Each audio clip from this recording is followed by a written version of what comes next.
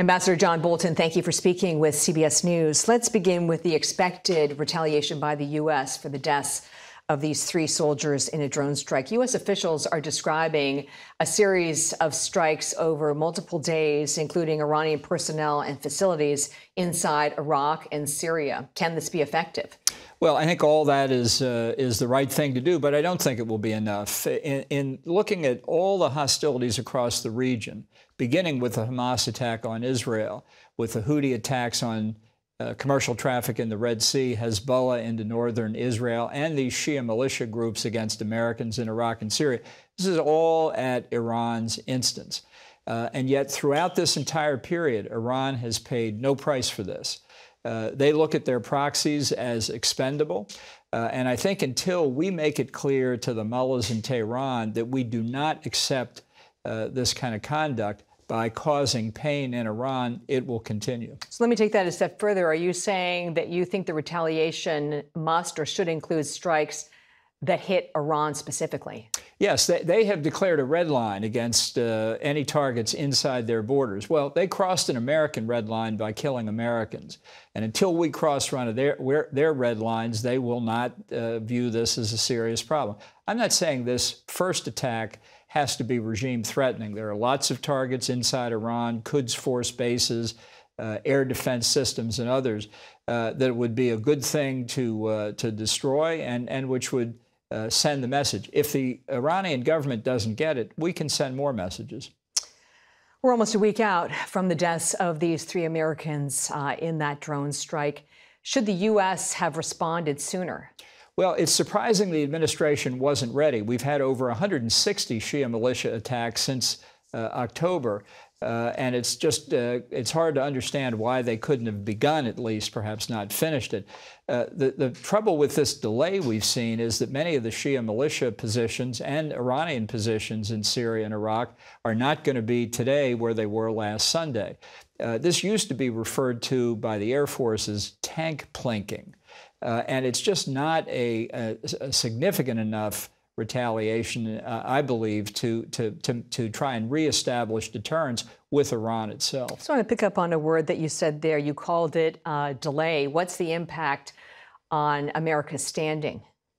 Look, I think the administration has displayed weakness throughout this crisis, begun with the Hamas attack on Israel. I think our inability to reopen the Red Sea against the Houthi and Iran is a bad signal, not just to Iran, but to Russia and China as well. So the more delay there is, however legitimate the explanations from our point of view, the greater the impression the administration is in disarray. Does the Biden administration's efforts to engage with Iran on the nuclear issue complicate their decision-making on retaliation? I think the Biden administration is paralyzed with fear that if it really takes the necessary measures against Iran, it will reveal that its policy on Iran for 3 years has been bankrupt, particularly on the nuclear deal. This is something that they have made every concession they could think of to Iran, and it still wasn't sufficient for the Iranians. At the same time that Iran was planning attacks against American civilians, Masih Alinejad, Salman Rushdie, former U.S. government officials, and planning this ring of fire strategy around Israel. So while the administration has been wringing its hands diplomatically for 3 years, Iran has been preparing for war. The criticism of your position will be that you're a hawk, right? You like war. I confess, okay. I'm a hawk. All right. So if we put a military strategy to one side, is it true that one of the things Iran really understands is punitive economic measures? Are they called for in this situation? Well, I think the administration has weakened the economic sanctions against Iran as part of its effort to get back into the nuclear deal. I think that was a mistake. I don't think the sanctions in the Trump administration were strong enough, but they were far stronger than what we see today.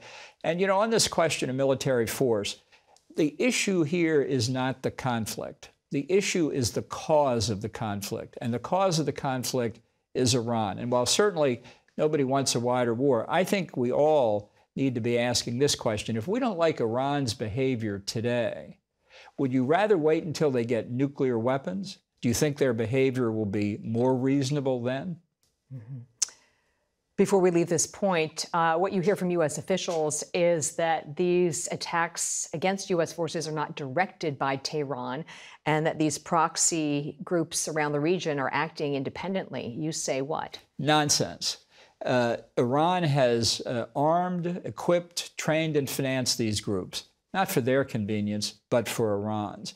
Is this a perfectly functioning corporate hierarchy? No way. By the way, neither is NATO or any other American alliance. Things don't always go according to what the mullahs in Tehran want. But if anybody thinks all of this that's happening in the Middle East today is coincidence, there's a bridge in Brooklyn that's available for sale. So you're saying that there's a disconnecting of the dots here? Well, I think Iran is trying to get plausible deniability. Oh heavens, the Houthi are attacking commercial ships in the Red Sea. It's a form of deception, and the Iranians have been very successful at it. You know, they've read P.T. Barnum. They understand there's a sucker born every minute, and a lot of them work in the Biden administration. Well, that's a pretty harsh criticism. I think it's fair. Okay, on the Israel-Hamas war, is it possible to broker a deal on the hostages? I don't believe so, and I don't think that's really in Israel's strategic interest. It's an act of barbarity to have taken these hostages, but the real strategic objective for Israel is eliminating Hamas's military capability. During the time before the first ceasefire, Hamas didn't execute any of the hostages because it's not in their interest to do that. And I think it's just as logical to think Israel can get the hostages through military action as through a ceasefire that Iran and the Houthi, Hamas and Hezbollah will take advantage of. To shift gears and turn now to politics. With the losses in Iowa and New Hampshire, is it time for Nikki Haley to get out? No, I think she should stay in. In fact, I think she should announce that she's going to stay in through the convention, no matter what happens in South Carolina, where it looks like she'll lose. And the reason for that is I think she can carry the flag for everyone within the Republican Party who doesn't want Trump to get the nomination. It's an uphill fight. There's no doubt about it. But things could happen in Trump's criminal proceedings. There could be another event or two. Biden might yet withdraw from the Democratic race. I'm not prepared to give up on the nomination question until the last possible moment. So it sounds like you're advocating a strategy of the last one standing.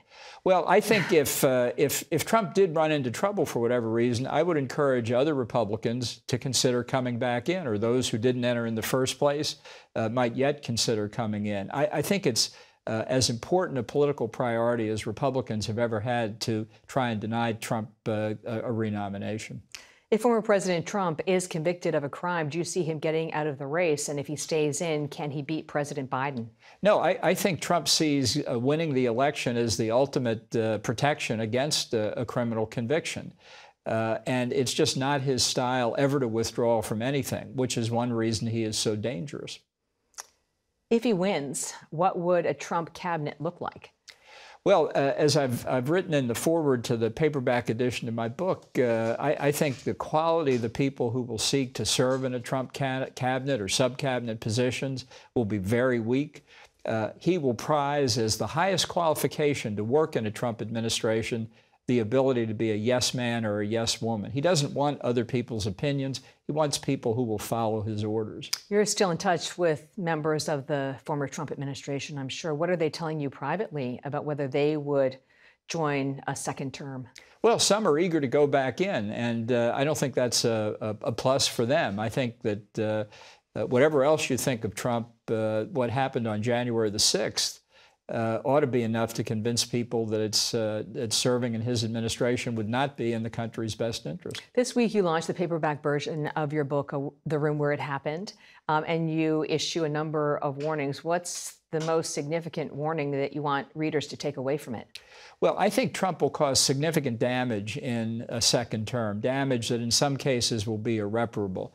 He said he wants retribution against his enemies. I think this could have enormous negative implications for the Justice Department and the legal system. He said on national security matters he wants to withdraw from NATO. I think he fully intends to do that. I think that would be a catastrophic decision for America, and a whole host of other things. It's a very grim prospect to see Trump in for a second term. The Trump campaign is calling you in the foreword to the book deal Bolton, who's grifting off the relationship. Right, really creative. You know, they said that when the book itself came out 4 years ago, so they haven't thought of anything new yet. That's an indication of the second Trump term. It'll be just like the first term, only worse. What do you make of the fact that the Biden campaign released information about the foreword to this book as part of their effort to argue that President Trump should not get a second term? Well, that's a compliment I don't need, but it shows, I think, that they believe that the warning that I've given could have an effect on voters. And I still think no matter how high the hill is to climb, that we've got a chance to deny Trump the nomination, and we should keep at it. Just to wrap up the conversation, President Trump, former President Trump, has these issues before the highest courts, the Supreme Court, and then also the appellate court here in Washington. These issues of presidential immunity and the ballot, which way do you think it goes? Well, I think Trump's argument on immunity is wrong. I don't think that that's in the Constitution. I think that it is limited to official acts, and getting reelected, however important it is to a politician, is not an official act. So I expect both in the Court of Appeals and if it gets to the Supreme Court that he will lose on that. In terms of denying him being on the ballot because of January 6th and the insurrection clause, I think that's a losing argument, and it should be. I don't think that's what the insurrection clause was aimed at. But even more important, there's no congressional legislation that gives us uniformity of how this would be applied across the country. And you cannot have 50 states making separate decisions on the presidency of the United States. Ambassador Bolton, thank you for speaking with CBS News. Glad to be with you.